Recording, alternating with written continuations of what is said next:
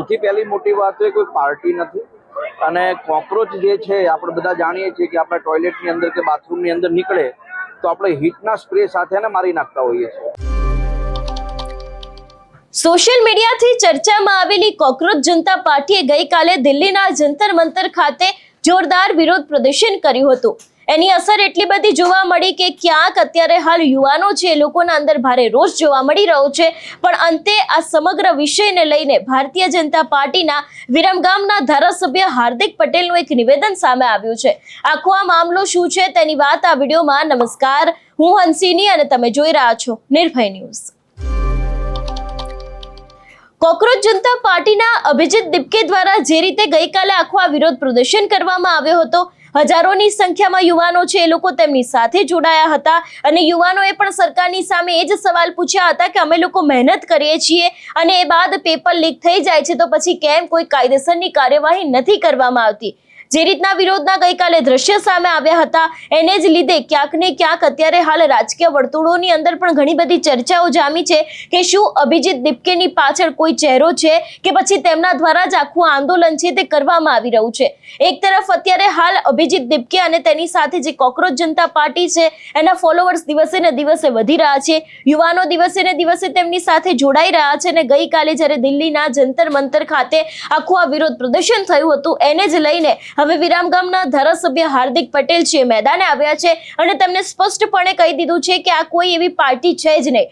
વધુમાં સૌથી પહેલા તો હાર્દિક પટેલે શું કહ્યું તે સાંભળીએ અને એ બાદ આ વિષયને લઈને વિગતે વાત કરીએ।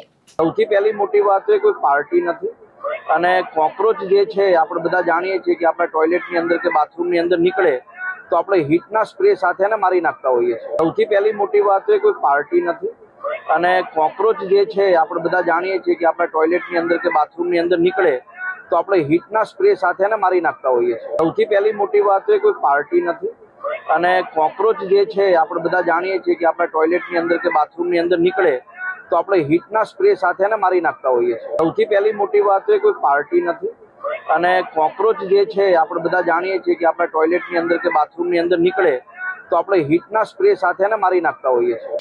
જે રીતે અહીંયા ક્યાંક હાર્દિક પટેલે કોકરોચ જનતા પાર્ટીને મજાક ગણાવી હોય એવું લાગી રહ્યું છે। બીજી બાજુ વાત કરવામાં આવે ગઈકાલના તેમના આંદોલનને લઈને તો તે લોકોની સ્પષ્ટ એક જ માંગ હતી કે કેન્દ્રીય શિક્ષણ મંત્રી ધર્મેન્દ્ર પ્રધાન રાજીનામું આપે।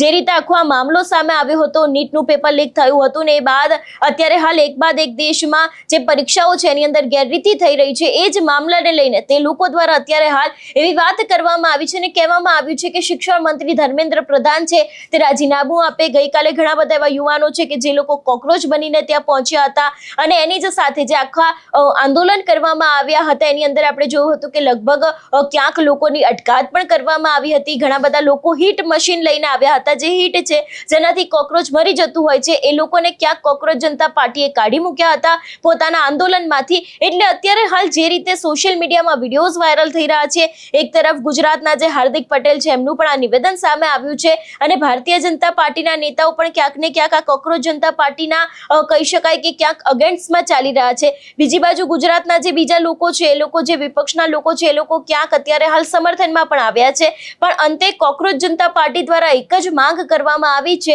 કે જો આગામી 5 દિવસમાં ધર્મેન્દ્ર પ્રધાન રાજીનામું નહીં આપે તો હવે આવનારા શનિવારે એક મોટું ફરી વખત દિલ્હીમાં જંતર મંતર ખાતે જ આંદોલન થશે। એટલે હવે જોવાનું એ પણ રહેશે કે શું ખરેખર ધર્મેન્દ્ર પ્રધાન રાજીનામું આપશે કે કેમ અને જે રીતે અત્યારે હાલ આ પાર્ટી આખી ચર્ચામાં આવી છે એની અસર રાજકીય વર્તુળોમાં કેટલી થાય છે। આ વિષયને લઈને તમારો શું અભિપ્રાય છે અમને કમેન્ટ કરીને ચોક્કસથી જણાવજો। તેની સાથે અમારી ચેનલ નિર્ભય ન્યૂઝને લાઇક, શેર અને સબસ્ક્રાઇબ કરવાનું ભૂલશો નહીં। નમસ્કાર।